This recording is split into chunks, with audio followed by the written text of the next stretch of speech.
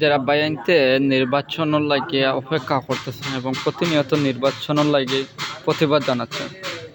আবার কিছু বাইআইনতে অন্তর্বর্তী সরকারের লাগিয়া ডক্টর ইউনূস সাহেবের লাগিয়া প্রতিনিয়ত বলরা যেন উনি নির্বাচন ছাড়া বিগত 5 বছর আরও থাকুক।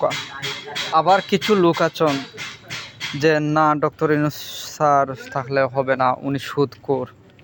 আবার কিছু লোকে বলতেছেন না উনি যদি ক্ষমতা ছাড়েন তাহলে দেশের হাল পরিস্থিতি এবং বিভিন্ন দিকে খারাপ হইব। এখন ভাই আপনার ভিতরে আপনারা একটা ফয়সালা করেন।